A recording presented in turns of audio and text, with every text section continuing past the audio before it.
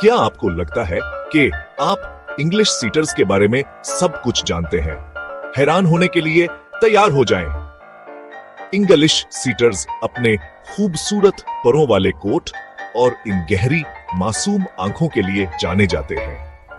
लेकिन क्या आप जानते हैं कि इन्हें 64 साल पहले इंग्लैंड में परिंदों का शिकार करने वाले कुत्तों के तौर पर पाला गया था?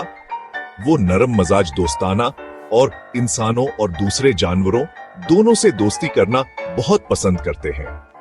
इंग्लिश सीटर्स बहुत चस्त होते हैं, तो अगर आपको ऐसा कुत्ता चाहिए जो सारा दिन सोफे पर पड़ा रहे, तो ये आपके लिए नहीं है। उन्हें खेलने, मुहिम जोई करने और बहुत सारी प्यार भरी झुप्पियों की जरूरत होती है। एक दिलचस्प बात, उनके मुनफरद धब्बों को बेलेटन कहा जाता है और किसी भी दो सीटर्स के धब्बे एक जैसे नहीं होते। इसके अलावा वो बच्चों के साथ बहुत अच्छे होते हैं, जो उन्हें खानदानों के लिए बेहतरीन बनाता है।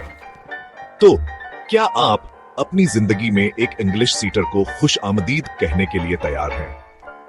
अगर आप उनके फैन हैं, तो कमेंट्स में एक पंजे का निशान बनाएं।